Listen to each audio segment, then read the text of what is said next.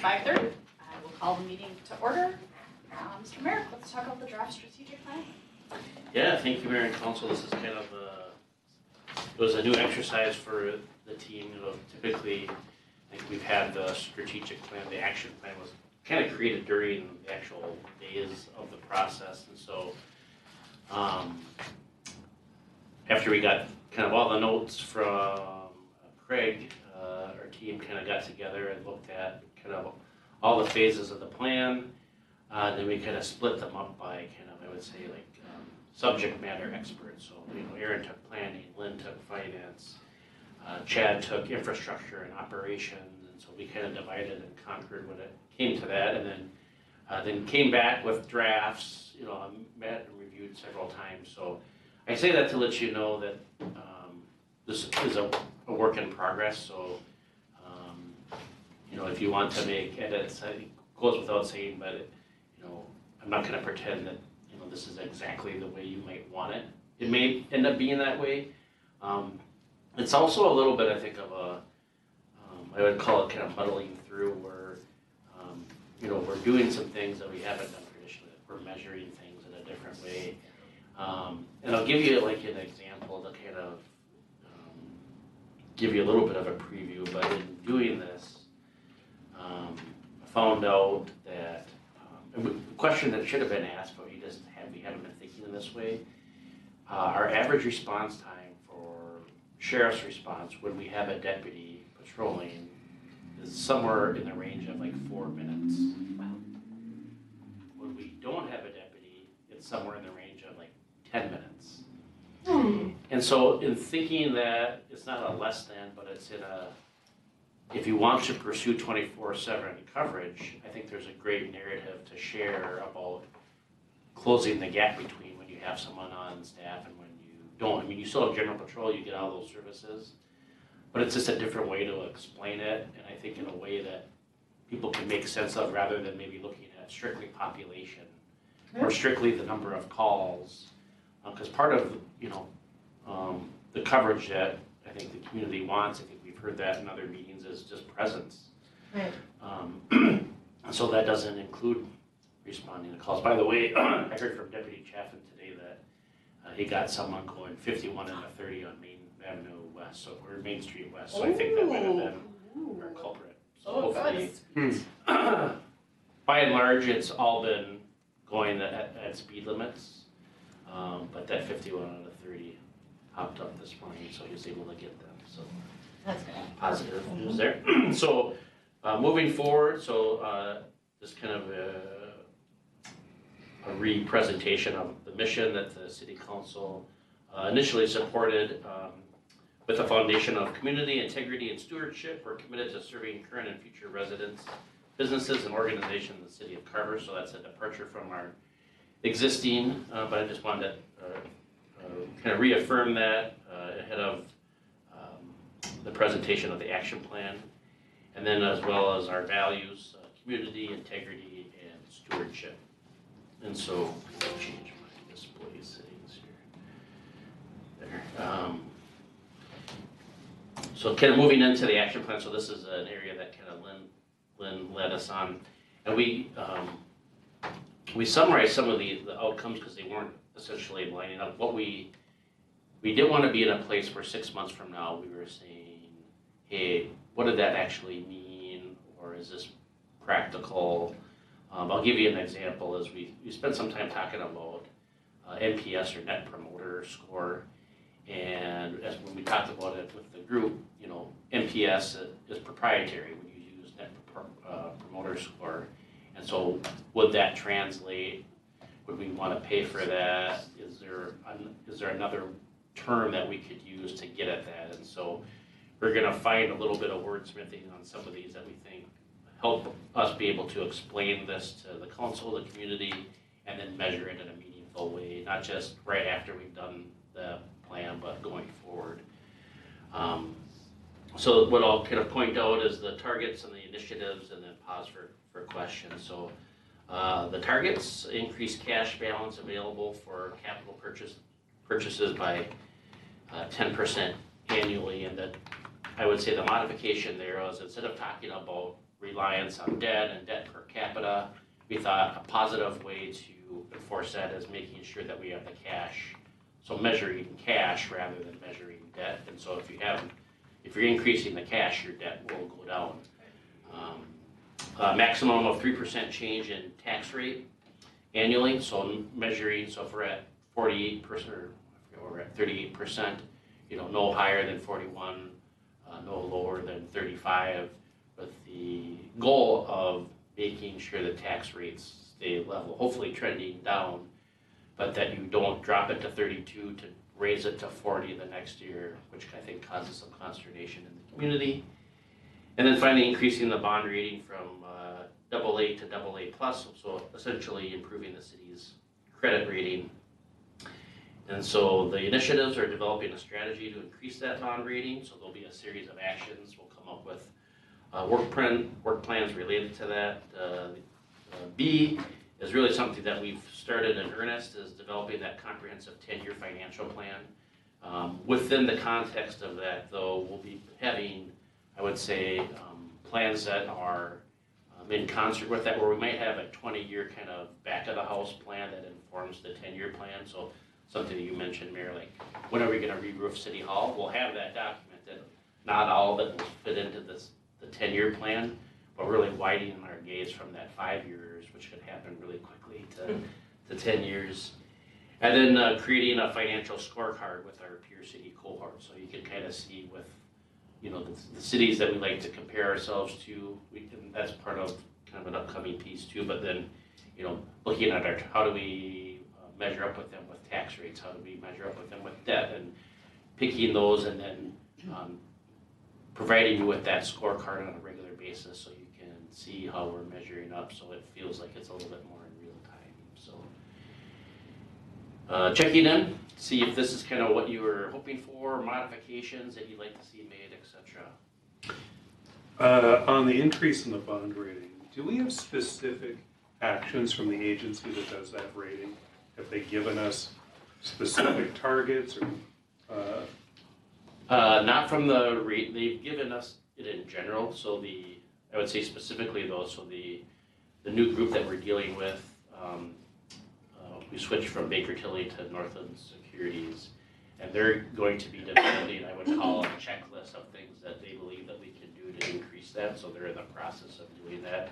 Part of it will be some of the things that we're already talking about here, with increasing our cash, expanding our plan from 5 years to 10 years. Frankly, having this as part of our strategic plan. All right. Are all things that'll get us there, but we'll have a more prescriptive list. That'll be part of our initiative. So when you see that strategy to increase bond rating, we'll list out those things, and ask the city council to kind of adopt that as a strategy. Okay. I have one super picky thing on the mission statement. Yep. And you can totally ignore me on this. I hate contractions and formal statements. You have to translate for me. We are. Pardon? Not we're, we are. We are Yeah. committed. If you were chiseling that into the side of the building, I don't think we'd use we're. That's the lens. Oh, the apostrophe? You're looking at this through. If you wouldn't have caught it, Erica would have. So. Yeah. I think this financial piece looks really good. Just from a strategic initiative perspective, is the timeline to work on these over the next 2 years? I forget what kind of we set as So goals. if it doesn't say we're operating under the 3-year window, so our plan is going from 2023 to 2026. Okay, perfect, just from a timeline. But if we have it noted at a different time, like the last Then it one is, is yeah. 2025. By 2025, okay, perfect. So for Steve, when it says the Pier City cohort, are we just gonna compare ourselves to one? No, so a group, so I don't have it in front of me, but we've had, 10 cities. It's been like Medina, Minnetrista, Rockford, Delano, etc. So jumping ahead a little bit, I think there's a space, and we're advocating for the city council to review that Pier City cohort again, to measure up for tax rates, anything that you would measure up against. We did it at one point when we were considering franchise fees. But, you know, I think there's a narrative to say, let's include Chaska, because we're always compared to Chaska. Right. And so why not include them in that? Again, that'll be one of the initiatives that we want to engage the council on, is having that discussion and giving you the data to make decisions on who you want to have in that peer city cohort. I mean, and there are pros and cons to choosing a variety of cities within that. So I'll give you an example of, we have like Minnetrista's in our peer city cohort, you know, and their tax rate is, I think, around like 18%, so 20 points lower than us. But, you know, a distinguishing feature of Minnetrista is all lakefront property and the property value, and, you know, they don't have an abundance of street, curb, and gutter, and so you might want to consider that. You might want to consider communities that don't have their own police department. I mean, there are a ton of variables. We're not going to find the exact match to Carver. Some folks are going to have enterprise funds where they do liquor or electricity. I do think that from like a inertia standpoint, there aren't a lot of people that compare us to communities west of us. So like we have like Delano and Rockford. I don't think, anecdotally, when residents come up, they're not saying, well, Delano has this and Watertown has that and Laconia has this. If they're looking to the east, and that's where we're losing our employees, to the east, you know. And so if you want to focus your gaze along cities that have those same challenges, that maybe, you know, so maybe it's you're looking at, like right now Corcoran is not one of our peer cities, but I would say Corcoran has a lot of things that are similar to Carver, you know, than Delano, you know, right next to like bigger suburban areas on a, you know, main, you know, 55, Highway 55 is a pretty major thoroughfare. So, and maybe it's maybe you verify that you, or affirm that you want all the same cities in there, but at least it's an exercise to say, well, these two or three we'd like to replace with these two or three. But long answer to your short question, it's not just one city. Erin, we Way to need circle to back. increase our waterfront property. Yeah. We're flooding. Oh. Just kidding. Well, you're gonna get that this weekend. I know. I mean, I like your point, right, that we should be a little bit more prescriptive about kind of what we choose as our comparison cities. And we may want to think about aspirationally as well, like who maybe we want to be in X years and say, you know, but acknowledging we're not expecting ourselves to be on par with them right now, but we kind of see where we might be able to be. Yeah, that's a great point. And that's one of the things we talked about as a group is like, let's make these a little bit of a stretch goals, like hoping that the council will support that. Some of these, you know, we're going to try to really obtain, but we don't want them to be like all low hanging fruit. We're like, oh, we did that, we did this, we did that. We're this So close like, to this one. you know, if you're supportive of that concept, there might be things that we don't accomplish, but we really built plans and made efforts to do that, and we might have moved the needle, but it didn't get all the way there. It makes me a little bit nervous though, because I don't want to create expectations that Carver is going to be able to compete with a city that's 5-6 times our size. Oh, for sure, yeah. So I just, however, when we look at it and whatever which way we all decide we want to go, just keep that in mind that we need to be cognizant. We're not going to be Eden Prairie tomorrow. Right, but even Chaska's 5 times as big as we are, you know, and they have things we certainly couldn't afford to have, so. Or maybe it's just we want to be like them in one component, you know? It could be, I yeah. think it could definitely be a sea change. It'd be interesting when we get to that point. Yeah, I mean, there's. Just a message for the community. It depends on like the topic, right, you're looking at, where it's like, Yeah.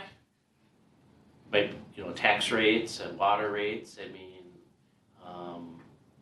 depending upon who you ask, they might prefer that, but then there's also costs. You start talking about, you know, comparing employee salaries, and, you know, the needle goes the other way. And so like trying to find that, you know, exact recipe for how you want to look at data, because ultimately it's only good if you present it as data for you to look at decisions we're asking you to make as it relates to taxes, as it relates to fees, and how you want to share that with the community. university. It's not going to confine you to say, no, we have to hit this average. But it'll define where you want that average to be. Because the way that we'd present the data, like let's say on tax rate, but we would show our peer city cohort average is the tax rate of this. And you might say, well, we want to be in the top half of the peer city cohort for tax rates by 2026. And then that's whatever that, goal ends up being. But, it's more than just picking names out of a hat for cities, so I hear you on like what that means. So we'll want to have a meaningful discussion and give you plenty of time to make those choices, so. So finance, we're good? Yeah, So improved operations, an organization that delivers results. Our targets are increase employees that are satisfied from 82 to 85%. We spend a lot of time on this, like percentages, realizing that because we're so small, like I think what was the number, Chad? I think we figured that like in order to hit 90, we'd have to have everybody but 2 people say that they were satisfied, and so like this gives us 3 at least under our current staffing. So I would say we want to go higher, but I wanted to provide a little bit of context because 82 to 85 for me doesn't seem like a lot. I don't know if you feel the same way, but to take it to 90, put us at 2 people would say that we're not satisfied. So I'm interested in hearing your feedback on that because, where do you want that, do you want this to be a stretch goal, et cetera? Well, I think the pool is, I agree, it's too small. Doesn't take too many malcontent people like Jed here to throw it off. So, but in all seriousness, I don't know how you could. I think you have to right size it for the size of the community, and so I agree with the 85%. we just started measuring this, right? So I feel like 85 is fine for now, right? If we meet that, then we can decide if we want to extend it. I mean, I get the concept of having stretch goals, but this is the first time we've measured it. I'm okay with 85%. Yeah. Too, I think, again, to the points that you guys both said, the sample size. So let's get them move around if you have pieces. So then the other thing is achieve core service performance levels in public safety. So that's really hitting in on response times for calls. So Chief Trimble's working on that for the fire side, working with Mike Woline on the law enforcement side. So once we have those numbers in place, then we work together with the council on developing a public safety service plan. And then a comprehensive asset management plan in place by 2026. So that's all the things that we've been talking about: roofs, floors, carpets, doors, painting, all the things that you kind of think about in those. I think we talked about this at the last work session, but having our plans kind of focus on, we have streets, we have facilities, we have trails and parks, and we have equipment, and inventorying what we have, assigning grades and ratings to those pieces, and then incorporating those into our planning documents. So the initiatives related to that: develop a 10-year staffing plan, which would also include public safety, establishing that public safety service level plan, developing that comprehensive asset management plan. So that's frankly a lot of work on Chad's end with his team to develop that. Aaron's helping out on perks. Conduct a classification and compensation study. So that's employee related. We last did a full study in 2013. We did an update in 2018. And so we already have that kind of preliminary program in the 2024 budget. It's about a $30,000 venture. We met with a couple of groups, and we think ABDO is the best fit. That's the group that's done a lot of financial planning for us, does our audit as well.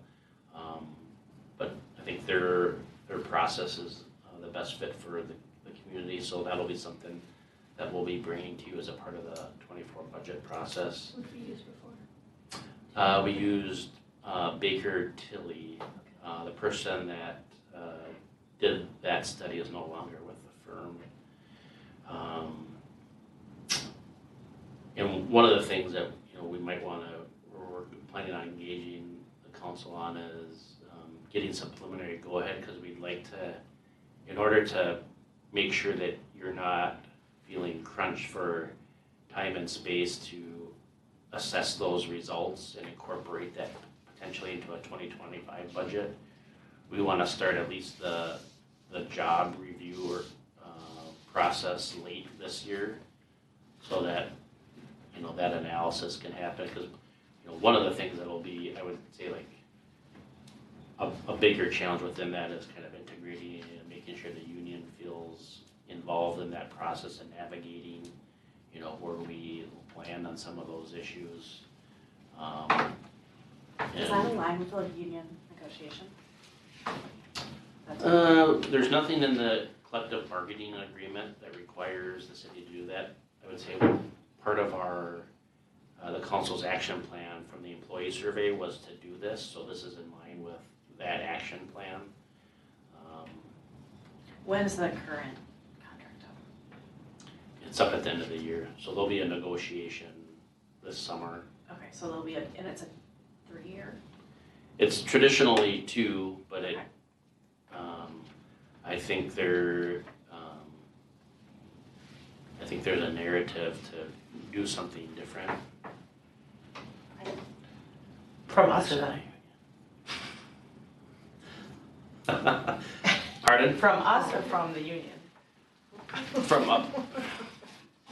I didn't either. Oh, Right. I want to be respectful of Brenda's position in the union, so I don't want to I'm saying from my perspective, I think there's a position to say let's have a shorter term, let's maybe expedite this year's process, because it just feels like with any negotiation, pay is usually the biggest thing, and so if you make it 3 years or 2 years and then it changes over for the non-union folks but not the union folks, I think that's right. And that's where I was getting at with my question, was just the timing, if that's gonna be done in 25, how do we align that with It would be done in 24. Okay. It would be implemented in 25. Okay, So the first, you could negotiate a first year for 24, and revisit whatever that is in 25. Okay. Or they could say, no, we want X, and we could say we want Y, and I'm not really sure. okay.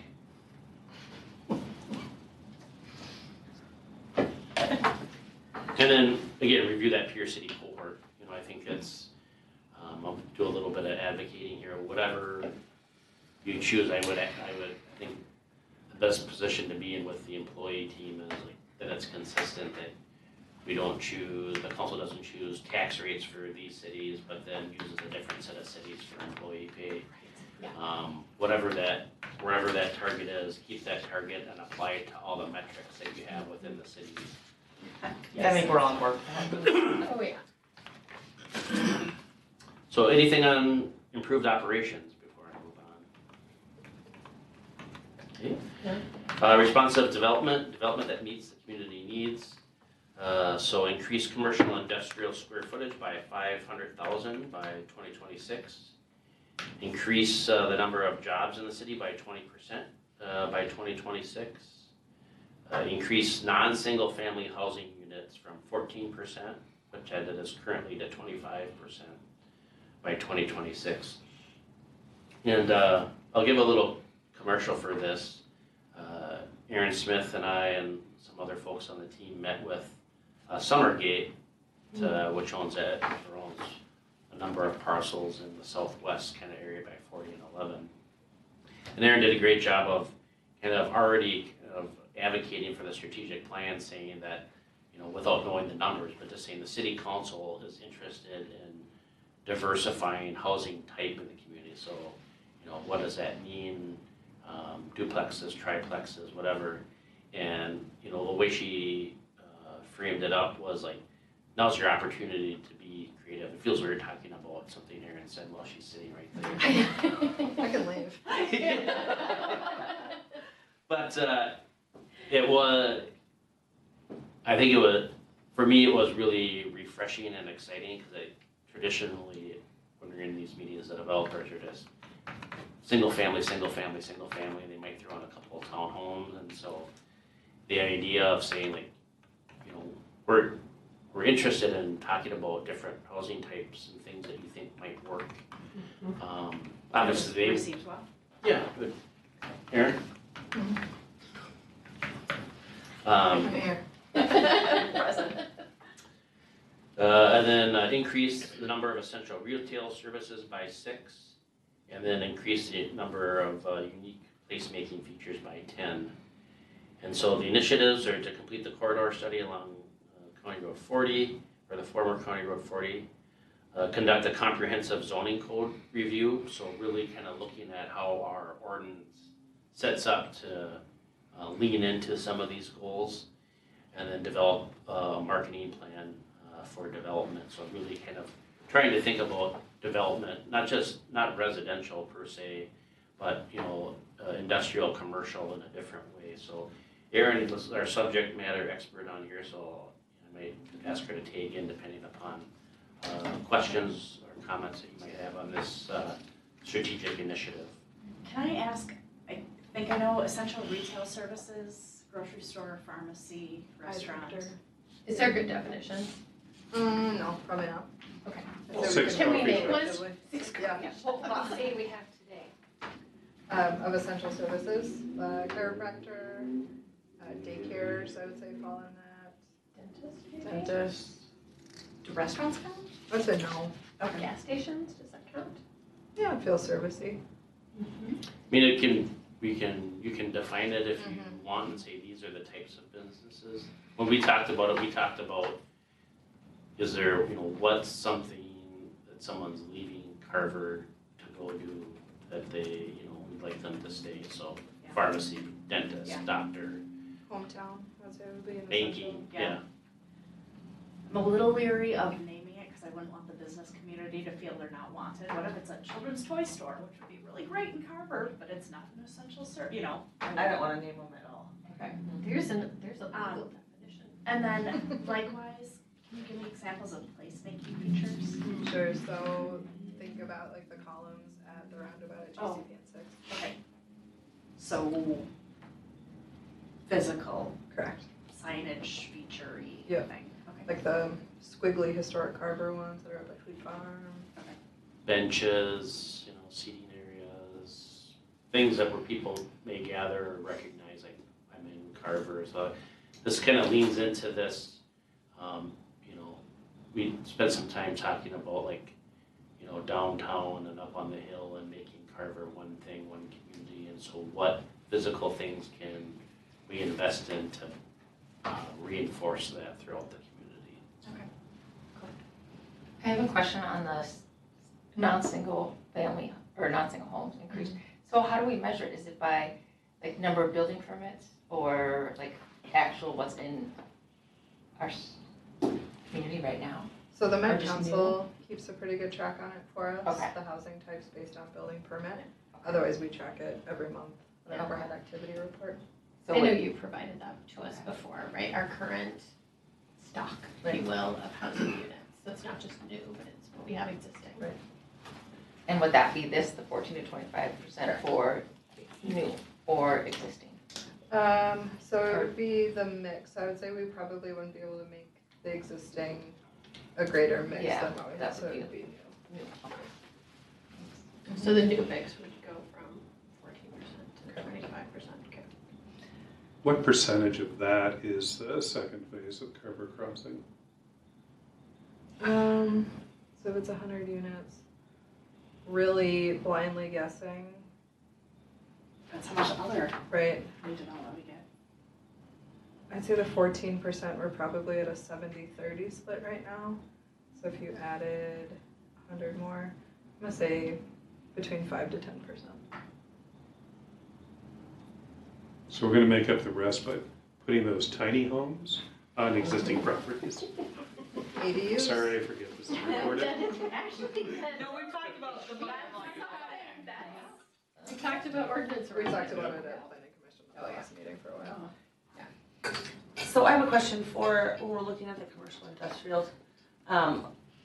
It says 500,000 square feet. I can't picture that in my head. What is Fleet Farm or something?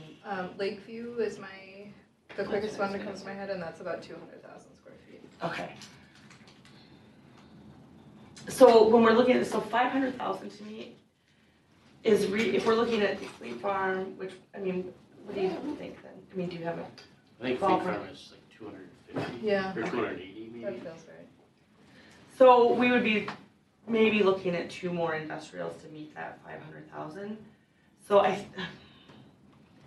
Does this It's- seem high to you? it seems high to me only because if we're at 2 and 2 for Fleet Farm and Lakeview, and to really get another industrial in by But 20, this is commercial 26 or industrial. Right. So it could include anything by Quick Trip, it Okay. could, Could be an I will- essential retail service. I'll agree that 500,000 feels like a little bit of a stretch, but I was in a really good mood when I made up these numbers, so it doesn't feel like a stretch. But I'm Aren't you always in a excited. good mood? No. I will say I'm kind of excited by that number. It feels like a goal to reach for. And you're right, like, next steps is like 17,000 square feet. yeah, all that Yeah. would be. I think if you, Chrissy, think of like Lego bricks and the big brick that matches Lakeview and putting that in, that does seem like a lot, but I'll argue that any commercial and industrial is not a bad thing for our community. I know that last fall I certainly heard plenty Mhm. about that, about wanting to hear more, when's our grocery store Well, of coming course. to Well, we've been town? hearing What that about forever, yes. more industrial for Mhm. tax base?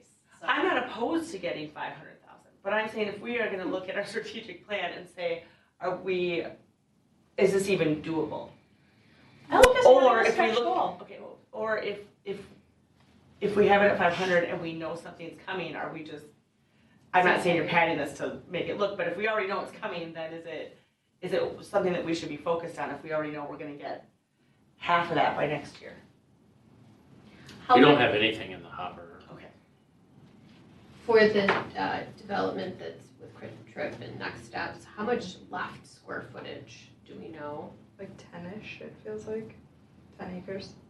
Okay, 10 acres, how many square feet do we man. think? Okay, let me That just might look. Well, if it was a grocer, I would say they would take up 7 to 8 of those acres, and it'd probably be 250,000 square feet if it's a Okay. full-service grocer. So there's space for half that number potentially in that development. Yep. Okay. 10 acres to feet is 435,600 square feet. But you're not gonna build on Parking every lot. square inch. I know, I'm just, Yeah. we asked how many square feet it was, that's the answer. Okay, if we think that that is an exciting goal, that's fine, I just wanted to. Right. Stable infrastructure system, so this is something Chad and Aaron kind of worked on. So the target reduce city service disruptions to less than 1 annually. 2, 0 retrofitting of systems to accommodate growth. 3, 16 park amenities added by 2026 and 6 trail connections made by 2026. The initiatives develop a park and trail improvement program on park dedication. I feel like we got some stuff cut off there. Are we missing something there, Chad? I don't think so. The reduce city service disruptions to less than 1 annually and 0 retrofitting of systems to accommodate growth is really some of the things we talked about, but I want to kind of include them. But we've talked about them at a utilities meeting, so I'll put these in. But we really want to develop a framework, or what I call like a redundancy plan. So think about the pump that we had go down at the Oak Street lift station. And kind of extrapolate that over the entire system. We'd like to have that pump, that valve, that set of hose, whatever, for whatever system, and have one on the shelf so we're not relying on a contractor that may be a half hour, an hour away to have one that, some loaner pump that they have that reliability might be in question. So that needs to be added to that. So that plant, that was a piece to that. And then one of the things that's incorporated into the staffing plan is really looking to build additional capacity on staffing in the utilities area. So to build that leadership. So Chad, runs the public services department, and then we kind of have a gap in leadership, and then we have 2 techs with licensures. Really feel like we could amplify that by essentially developing another superintendent on the utility side. So right now Paul Schultz is the superintendent for streets, parks, facilities, etc. We don't have somebody with Chad's level of expertise on the utility side, and to be thinking about these pieces, I think would put the city in a advance where right now, if we have frankly somebody go on vacation, it's down to that one person and Chad. And I would offer, next to public safety, probably the most important thing we do related to water and sanitary sewer. And so that gets into that redundancy plan of making sure that we have not just the equipment here, but the staff to operate it and to know what to look for. So those are a couple of pieces that must have gotten cut off there, but that's the initiative related to retrofitting and service disruptions to less than one annually. So again, go ahead. I would say, a long time ago, we had the 2 separate departments of utilities and public works. Right. And at the size we were at, it didn't work well. We needed to be one.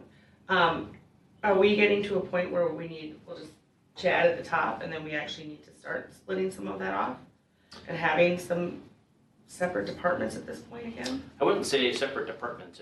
I think it runs the best with one person kind of running the entire operation, but I think having a... Let's say arms then, separate arms of I would say basically like a peer for Paul, because, it's probably too big of a job and our current staff doesn't have the background to run utilities, but having a companion, right? So general facilities, parks, and utilities, they all plow snow, they all do certain projects together, but there's somebody kind of more kind of boots on the ground managing utilities and someone managing the other piece, but that's kind of the model, what you're talking about. Okay. But not separate public utilities, separate. Right, that's not what I meant, but having, like I said, the separate arms where you actually have people who are more dedicated to one than the other.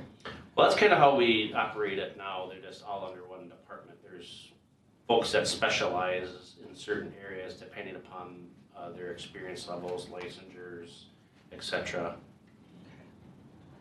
So we just want to add to the people, we just want to add those skills to a certain number of people? But we want to create a new position, so public Okay. services superintendent Okay, in utilities. okay, that's the split, okay. Yep. Okay. So if Schultz is the left arm, this would be the right arm. Okay. Chad, you're the head. Yes. So in that reliable infrastructure and disruption, we talked about the need for hiring out, subletting mechanical work services, a technician. Where are we there? When do we reach the point that we need to have somebody with those skills employed by the city?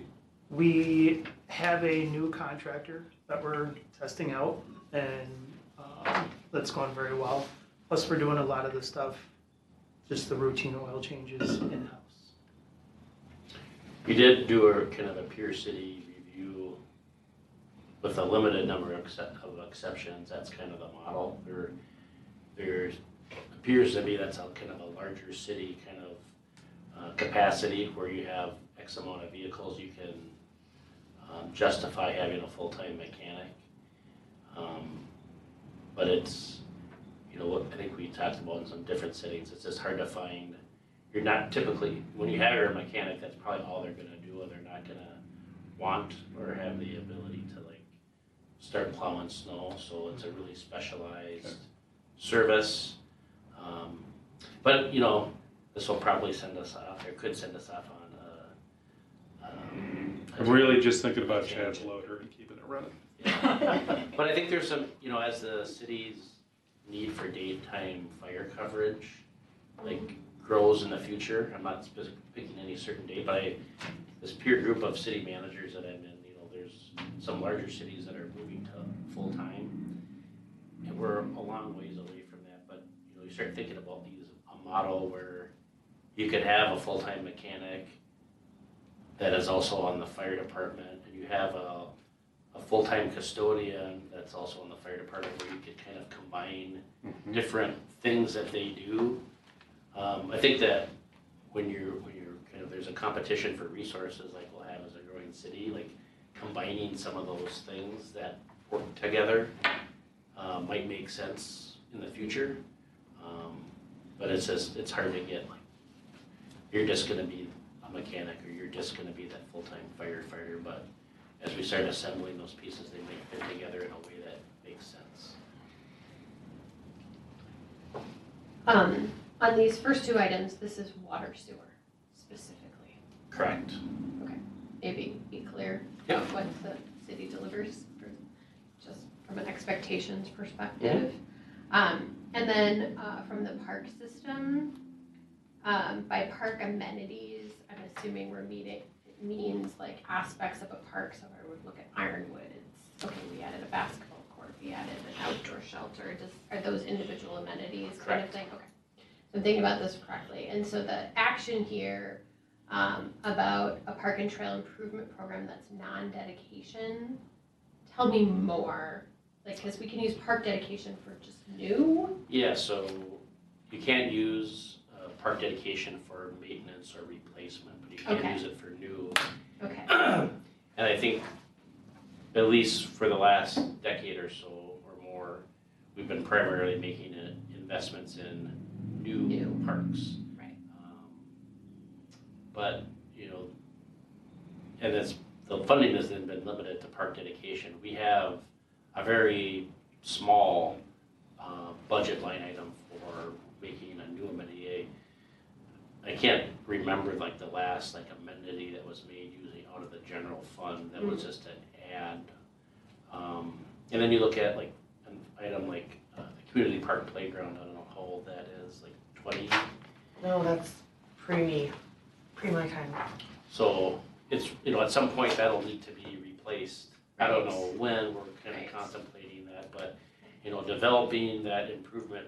In that case, that wouldn't be an amenity added, but just kind of like, what are we looking at in our, all of our parks that's not park dedication related, because at some point you might become kind of just too focused, like the only way we make park improvements is from that fund, which is probably not the best way to go about funding park program, Okay. park amenities. Some of our old park plans were like Lions Park, so we expand to have another tennis court or basketball court on the back side. Oh, okay. So we had kind of a list of potential improvements or. But it probably could be refreshed. Yeah, but that haven't happened, and Right. so, For sure. and some of them could happen with park dead in the old parks, right, with the new stuff, but as things deteriorate too, or we just wanna add some other things, it might be nice to actually budget for it. Okay. Right. And then I believe we have an inventory of trail connections we'd like to make, right? Because we've done assessments of current state. Yeah. Okay. Great.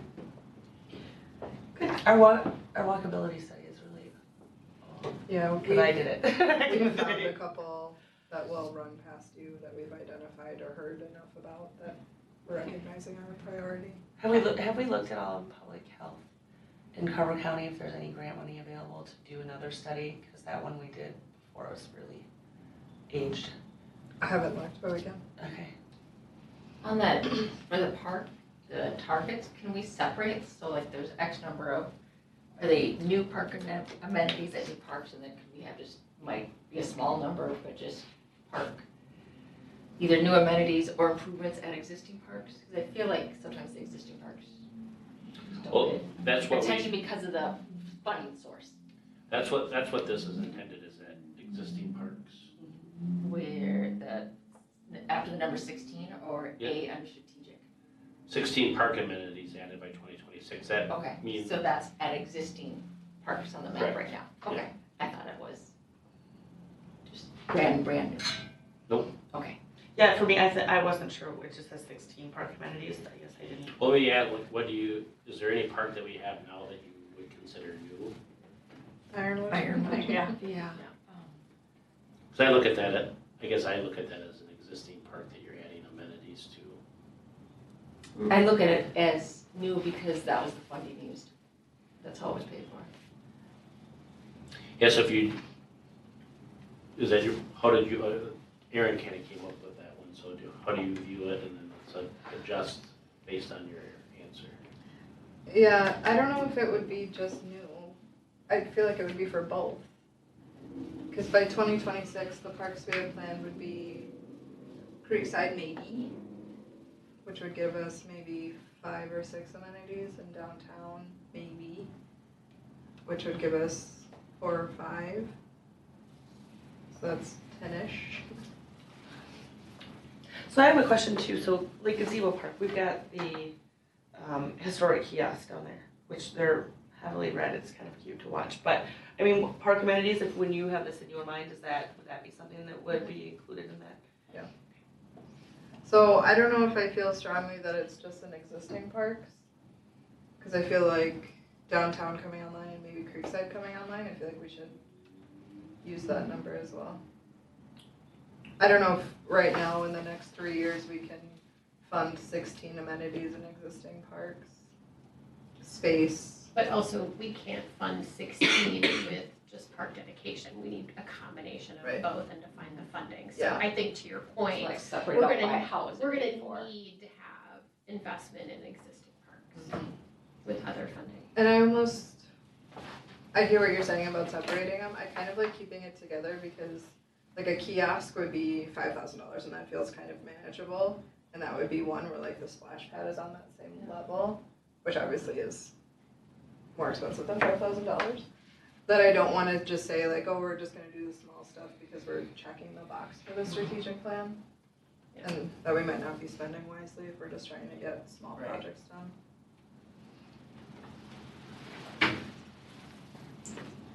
Does that context help? Can we make it clearer somehow?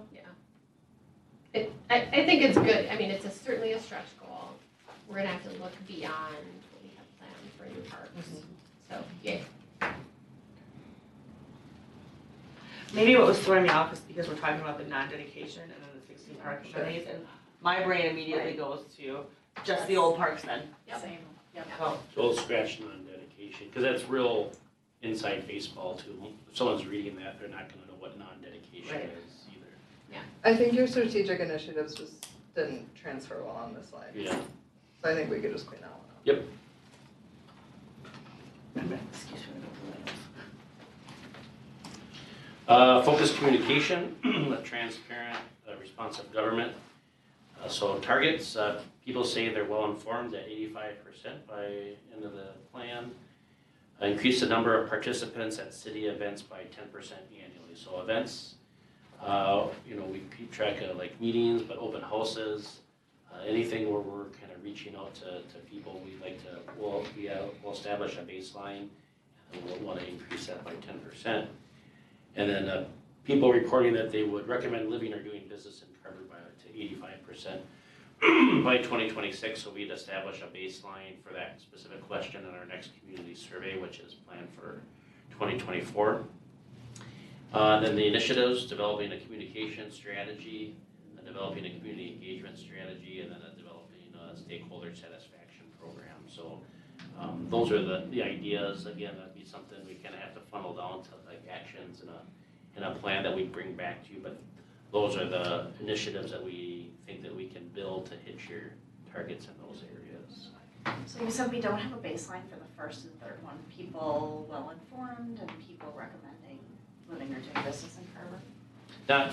Not that verbatim, and I think that's, in order to get like the best results, we should ask those questions directly so Okay. we can measure it. I just worry that we get a result of like 14% back on a community survey and then 85% seems like way more than just a little stretch. I thought we had somewhat similar questions though when we looked at our last survey. Yeah, I did look, I mean, I think from memory, like the closest one was like, how do you like like getting information, but it didn't say like how well informed are you. Right. I mean, like, do you read the newsletter? I think. Right, was I one mean, of the there's a way I think you questions. could extrapolate it. Yeah. If you wanted to do that. If you're comfortable with these goals, then I'm fine with it. I just- You know, it's a, But it's a Courtney, I solid understand beat. what you're saying. No curve. I mean, you know, I think the hardest part with when I think of like well-informed, I think sometimes folks might equate well-informed to like getting their desired outcome. Uh-huh. But, I mean, I think if, you know, I think everybody, or I know everybody around the table would like it to be 100. Like, you got all the information that you could have possibly wanted for this, so you're well equipped to participate in the public dialogue on the issue at hand. And I feel like, you know, we make a concerted effort on almost everything that we touch to say how can we inform people. And so I think we're doing a good job. I think, like we talked about, it's a journey, not a destination. So we, you know, if it comes back at like 72, like I think if we're planning for this right, the follow-up question would be, what could the city do to help improve your score? And then we find out. I think too, the question more is, are they informed as well as they want to be? Some people, they know the information's out there, but they just don't go and get it. Yeah, we could certainly change the wording too and say, like, you know, you could say the target could be people knowing where to get information on the city if they want it. I mean, you can change that target if you want it. No, I was just curious about the benchmark. Sure. See, and I don't know, I kind of like what you just said there about that they finding information, they know where to get it. Because you can't you can put all the information out there want, and people can say, well, I didn't know about it. Well, but you knew where to get it, you just maybe chose not to get it, right? So I shouldn't stop on the sidewalk and quiz people on the mission statement. You should. Are you informed? No, You please know do. it. Have you seen that Without contraction? without the contraction. I'm glad you said something. So I don't know, that target, Make it an 85% improvement in that baseline, so if it's 14%, 85% improvement, now it's only 26%. That's doable. So I do have a question about this. We talked in our strategic planning session about reaching people where they are. Mhm. How about, is this where developing a city app comes in communication? Because this is where everybody is. And I Yeah, so understand we have a billing system now that could tie into an app, so you could see the utility bill, maybe pay, usage fee for.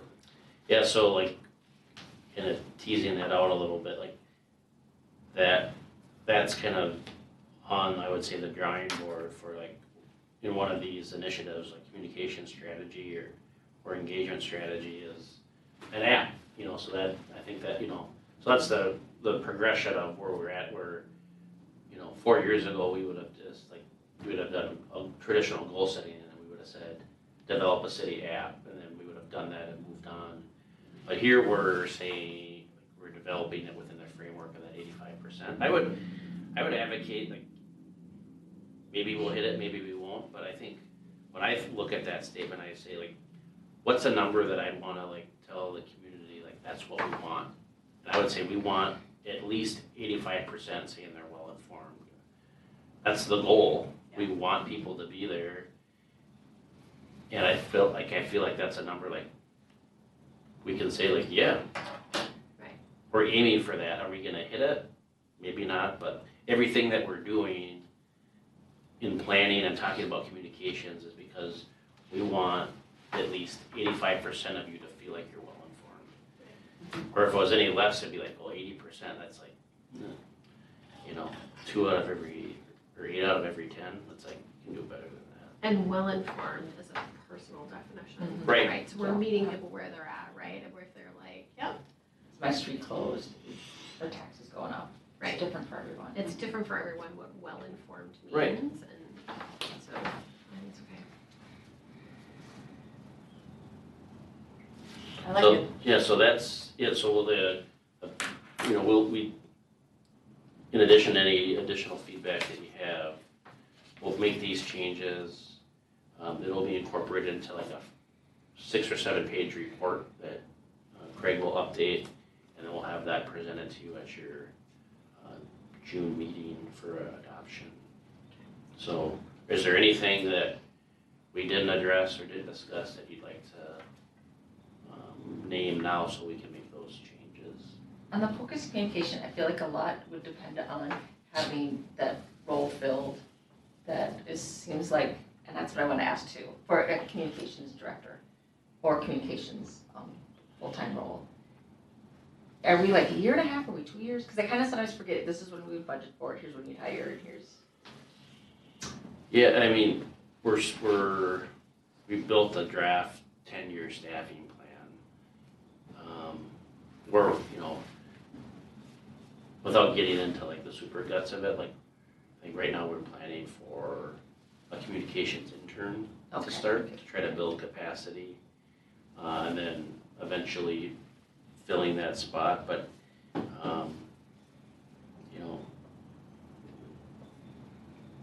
I think we can manage this with, Brenda Good does a tremendous job managing our social media accounts. Like every department head like helps out on like their areas. So like I think we can do it, but like whenever you add a resource, you get a little bit better. And so it's just a matter of if you want it to get a little bit better sooner, then you can say, hey, no, we want to expedite that because this is where our priority is. I mean, and I think there's a narrative for that. I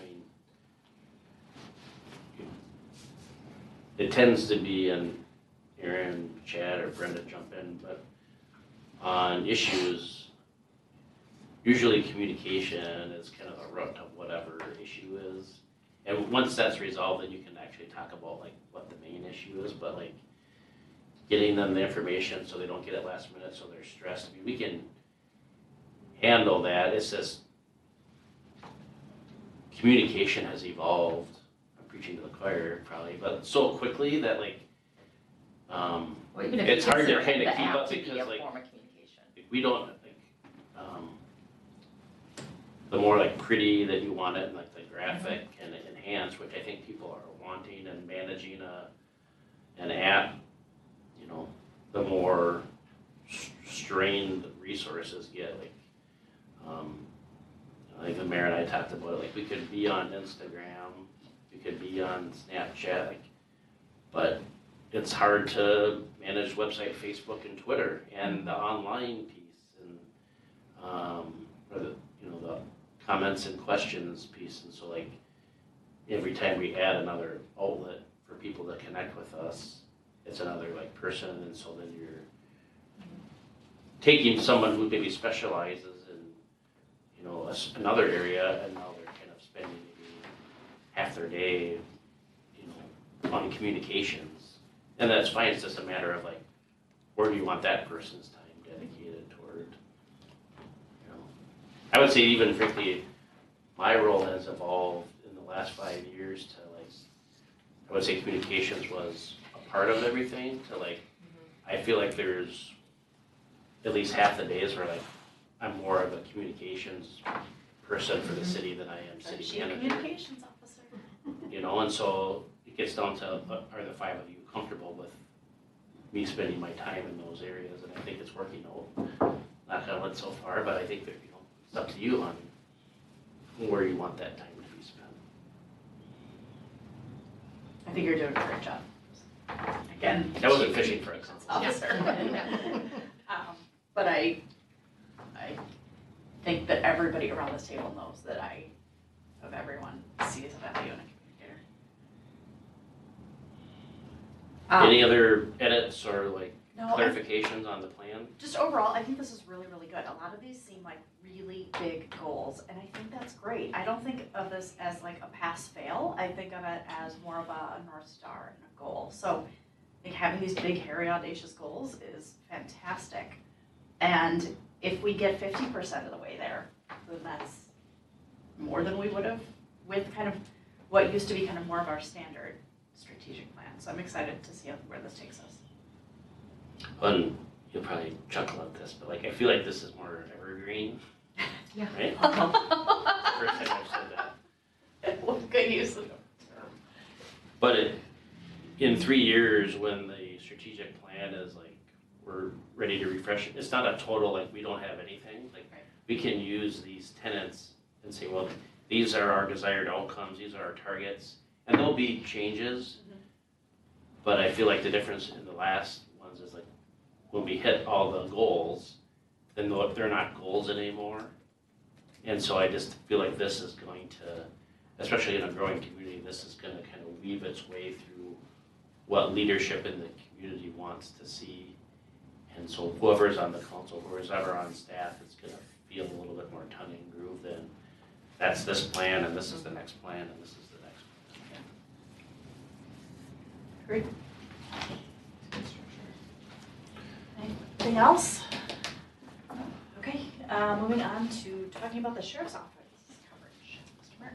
Thank you. So I didn't have anything in the packet because I felt like this would be kind of hard to explain with just giving you some of these graphics. So this is a representation of the current coverage model in Victoria and Carver. And so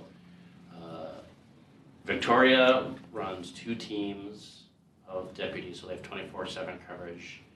They run from 6 a.m. to 6 p.m. and 6 p.m. to 6 a.m. Our Carver squad, we have 2 cars, or 2 squad patrols, one from 8 to 4, Monday through Friday, and then the evening deputy that runs either Tuesday through Friday or Wednesday through Saturday.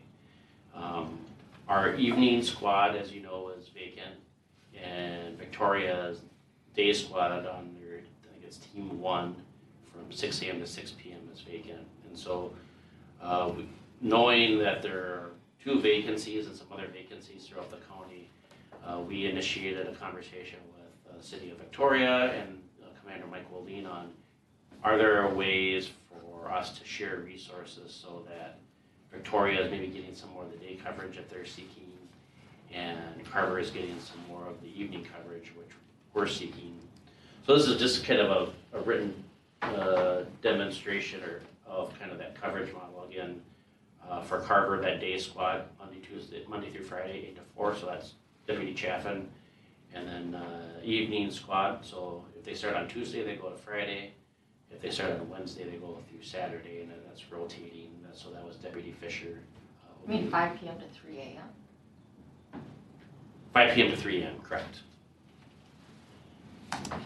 So we have built kind of a pilot that we're want to check in with the council on for a regional coverage model. So you can see the top 4, so that instead of the 6 a.m. to 6 p.m. just in Victoria, it's a regional squad. So think of it as, in round numbers, Victoria pays about $500,000 for their coverage, and we pay about $250,000 in round numbers. So kind of breaking that down, if on a shift into thirds, 2/3, 1/3. So looking at this concept of, for every patrol shift, 2/3 of the time is in Victoria, 1/3 is in Carver.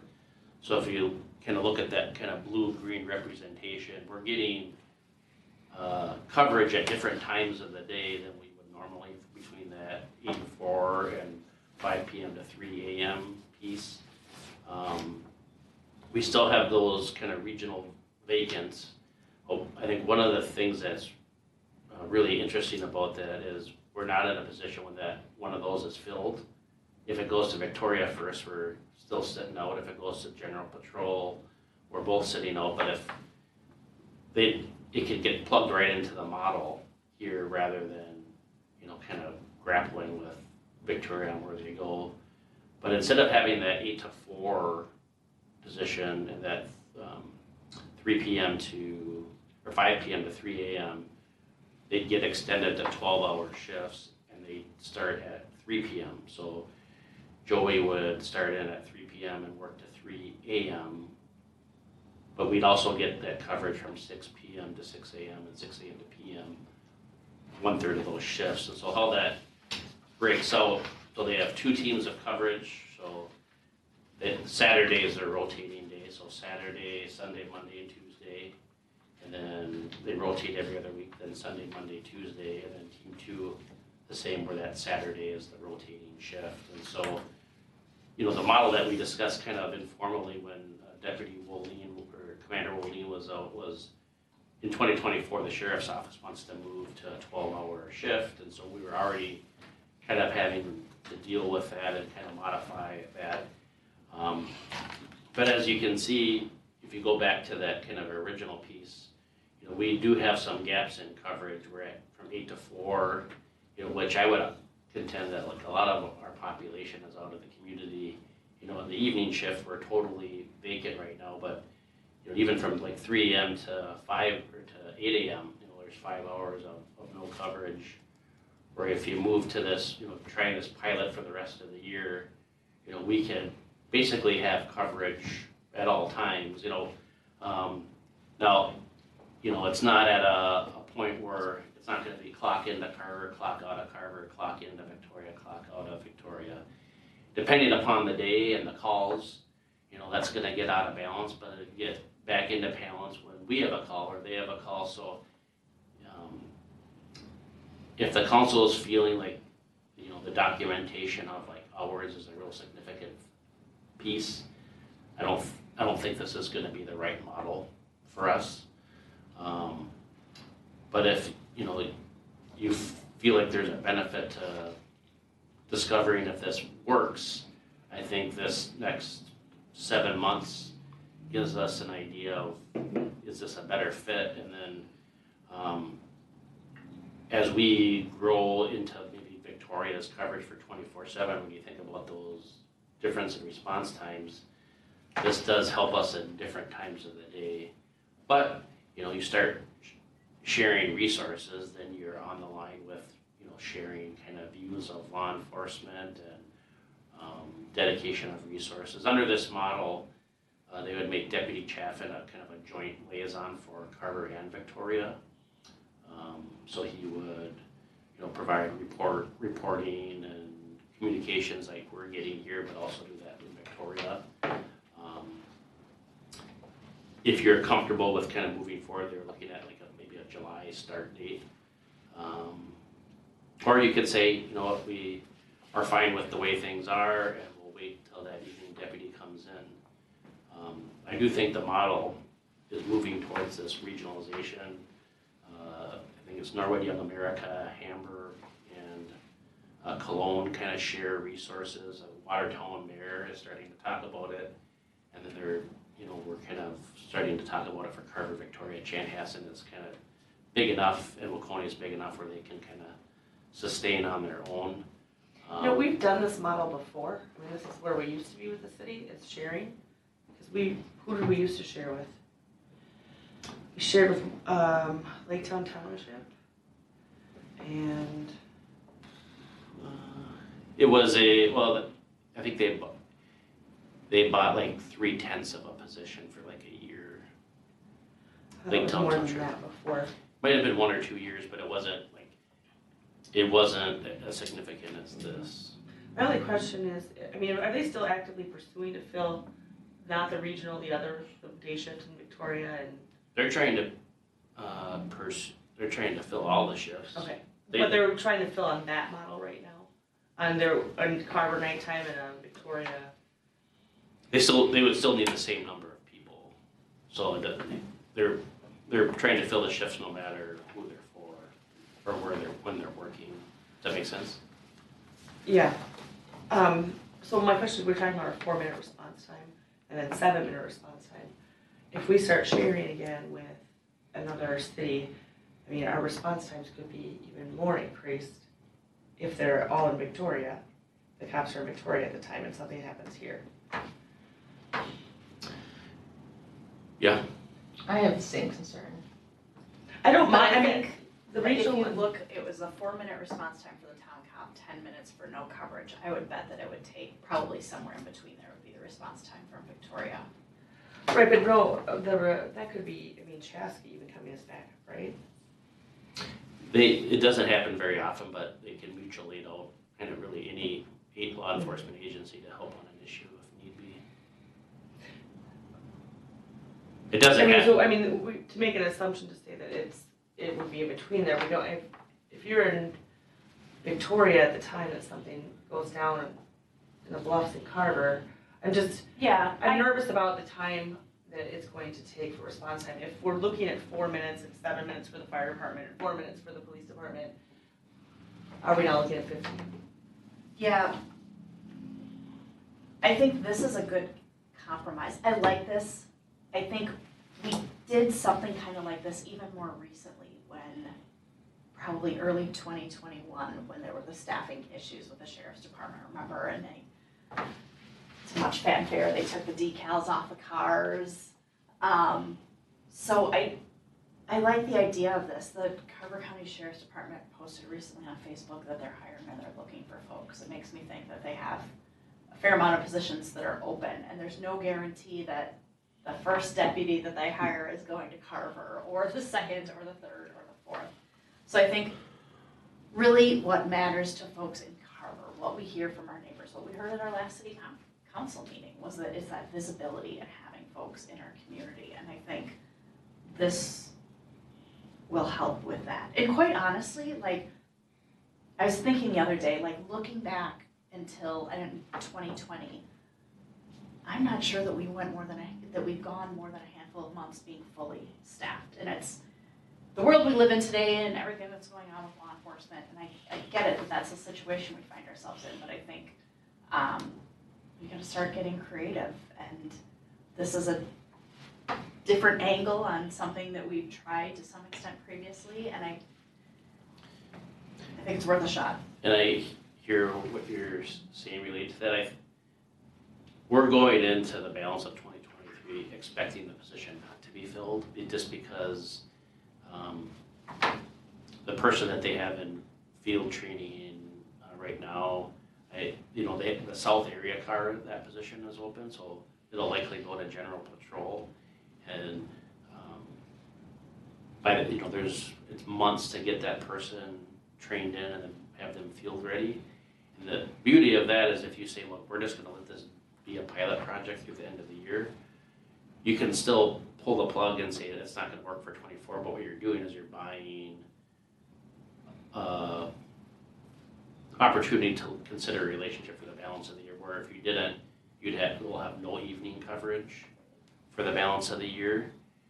And so if you say, yeah, we'll try it out, you're buying that 1/3 of coverage, and sometimes you won't have anybody. We're still gonna get probably an overwhelming amount of contract credit back, but you'll get even more credit back if the shift remains open for the balance. Now maybe they'll have somebody by the end of summer or fall, but sometimes they run people through the field training process and they wash them because they're like, well, it's not going to be a fit. So it is a calculated risk. I would,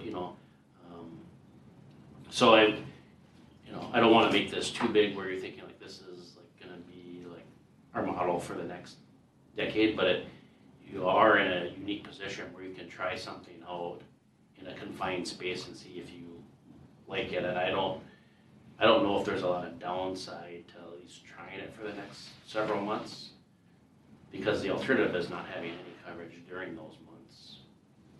But if Which you makes me nervous, especially going into summer. I would say no coverage. I know, You get the I know, general but- patrol. Right. Just not seeing. But if something. that said, if you say like, this is putting us on a path that I don't want to consider, then I would advocate to not do it. If you're like, we just can't get there, we think it's going to bring up more issues than resolving issues, because we're going to be concerned about, like, they spent 3 hours in Victoria on that call and only 1 hour in Carver, then, when we were talking about it, it's like sharing pizza with friends. It's like if you got to count the number of pieces that each person gets, then you're probably splitting pizza with that wrong person. I don't think anyone in this room is like, I want your log to show that you were here this 15 minutes. Right, and that's the half an concern hour. the sheriff's office has, though. They don't want to get into like a data dump on I like. want 4 minutes. So if we are to try this, right, and we want to measure success, can we measure success? Can we measure response time with this model? Yeah, I mean, that's the message that I shared with the sheriff and the commander is, because there is concerns. that there was gonna be, my phrasing, like an overwhelming need for data, that they're not, Oh, don't have okay. the capacity. If they're And already measuring response. For me, we need enough to know whether this is working or not working. Mhm. And whatever that looks like for you, we'll take, but we just, we don't want it to be 100% anecdotal, like, yeah, it's working.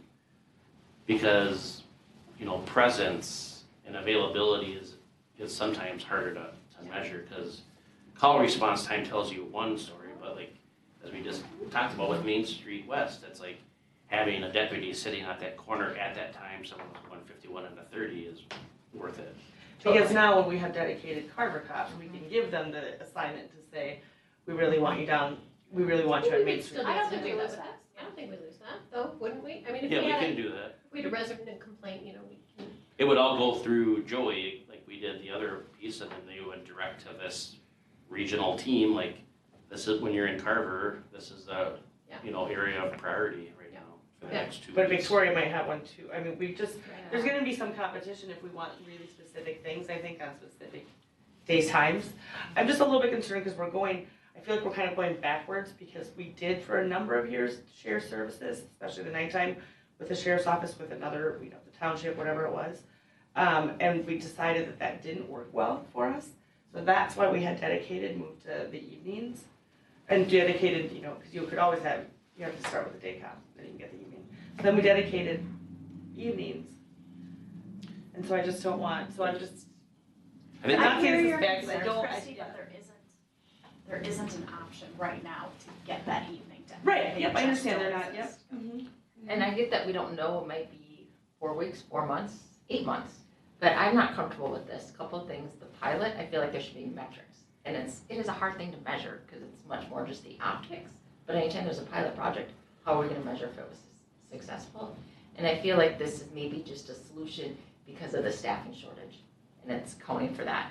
It has nothing to do with that we can't afford it. If anything, I would promote spending more on coverage. So that's not the issue. But I'd rather rather keep the local coverage, even though we are sacrificing some hours right now because of the staffing. If we were to go this route, I mean, I think we have to be settled on what those metric points are gonna be, what data that we're gonna get back to measure by, not to say, okay, just let us know what you have.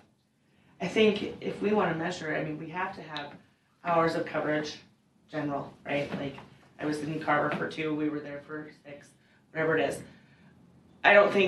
Not that I don't think that the police department is not going to have metrics, but and ways to measure what is successful, but may not be the ones that we're looking for to measure. So I wanna make sure that if we go this route, we're on the same page, that what the info we want to say this worked or it didn't work, we have it, and whatever that might look like. I hear that. I kind of asked that same question that I know, because I've asked, the sheriff's office won't agree to do this if that's the metric that the So- council wants. Can we get a set of metrics that they're able to produce and have it, and bring that back to the council before we make a decision Like to an go forward example. with I this? fear response time is what they're gonna be able to get us, because I've been in the room in the conversations with the sheriff's department leadership where they said, no, we can't tell you that the deputy went to Victoria for mutual aid call or whatever. This is previously in a dedicated service model. So are we comfortable with response time as a metric to say whether this is a direction we wanna stay with? Did you just say they can't, Courtney, maybe I misunderstood you. Did you just say that's not data points that they keep? What? Correct, they said they couldn't divvy up a deputy's day of saying they were here, they were there. But they Oh, can't, no. they can tell us response. Response, They can okay, give us yes, response. yeah. Are we I'm sorry, this comfortable with was that? not going, Are we okay. comfortable with response time being a metric for determining directionally if Does the response say the address, or just, it's either No. Victoria or Carver? It says time. Like from when the 911 call was until the, That's what response time is. the police is right there? Yes, Okay.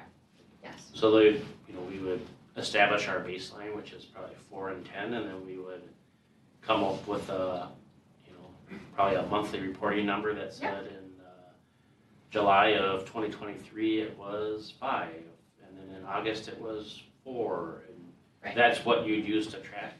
Right, success, and if it's 30, then we go, I'm still not comfortable with it because I feel like I'm gonna have to answer to, how come I never see cops at this time of day? Or how come I don't see our police officer anymore?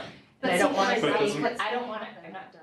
I don't wanna say they're 10 miles away and they're stretched over there. But But they'll So be here now- in an average of X minutes. But now you're gonna say 12 hours of the day, we will not see, there's no Short chance. term And I because of think, the staffing shortage. yep, and I'm still talking. I think this is creative, this is out of the box thinking, this is our only option. For me, what's going in what I keep like repeating in my mind is, what was the couple at our last meeting, the McColmans? What are we gonna tell the McColmans when we say, yep, sorry, we don't have cops at night? People are gonna continue to speed, good luck, your wife was verbally accosted, sorry. This will give us the option to have that presence, to have folks going through our community and to have that visibility, which I'll argue is probably what 9 out of 10 Carver residents wanna see.